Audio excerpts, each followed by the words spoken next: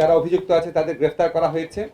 আমরা এই মামলাটায় তদন্ত বিচারে যাতে বিন্দুমাত্র কালক্ষেপণ না হয় সেই ব্যাপারে আইন মন্ত্রণালয়, স্বরাষ্ট্র মন্ত্রণালয় সহ কনসার্ন যত সরকারি অফিস আছে সর্বোচ্চ মাত্রায় সজাগ থাকব।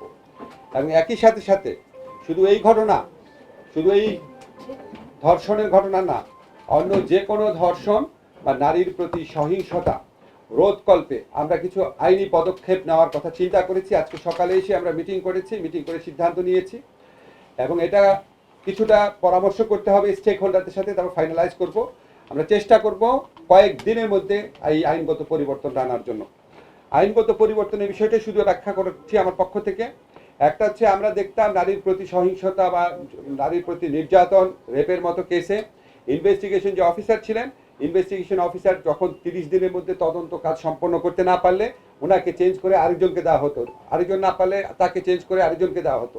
এরকমভাবে অনেকবার তদন্তকারী কর্মকর্তা পরিবর্তিত হতো, মামলার বিচার করতে অনেক দেরি হয়ে যেত। আমরা ইনশাআল্লাহ যেই সংশোধনী আনবো সেখানে আমরা বলবো তদন্তকারী অফিসার যাকে নির্দিষ্ট করা হয়েছে তাকেই তদন্ত কাজ সম্পন্ন করতে হবে নির্দিষ্ট সময়ের মধ্যে। RICL TMX, যুগের পর যুগ স্থাপনা থাকে মজবুত। তদন্তকারী অফিসার পরিবর্তন করা যাবে না। এবং এই যে তদন্তের সময় সেটাও আমরা অর্ধেক করে দিচ্ছি। আগে ছিল 30 দিন, এখন আমরা 15 দিন করে দিচ্ছি। বিচারের জন্য আগে সময় ছিল যেটা, সেটাও আমরা অর্ধেক করে দিচ্ছি। 90 দিনের মধ্যে ধর্ষণের মামলায় 90 দিনের মধ্যে বিচার করতে হবে।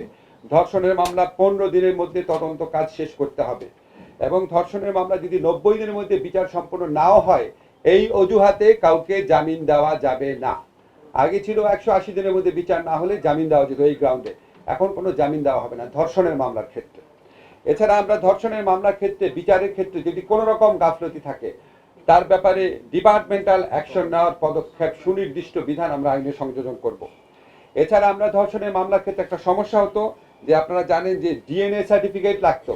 আমাদের দেশে সমস্ত অঞ্চলে ডিএনএ সার্টিফিকেট নেওয়ার সিস্টেম নাই, সুবিধাটা নাই। ফলে এই ডিএনএ সার্টিফিকেট নেওয়ার জন্য শুধু যে ভিকটিম তার না, অ্যাকিউজ যে পার্সন, আসামি, তারও ডিএনএ একটা ফরেন্সিক রিপোর্ট লাগতো। এই ডিএনএ ফরেন্সিক রিপোর্ট করার সুযোগ সুবিধা অত্যন্ত অপ্রতুল। এই জন্য ধর্ষণের মামলার বিচার অনেক দেরি হয়ে যেত।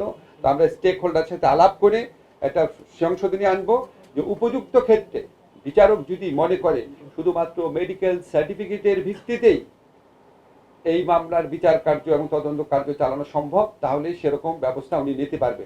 আপনারা মাগুরের ঘটনা যদি দেখেন, মাগুরার ঘটনার মতো ক্ষেত্রে এরকম আরো অনেক ঘটনা ঘটতে পারে যেখানে আসামিরা হাতে নাতে ধরা পড়ে। সেখানে আমরা ডিএনএ সার্টিফিকেট পাওয়ার জন্য সময় ক্ষেপণ রোধ করার কল্পে এই পরিবর্তনটা আনার চিন্তা করছি।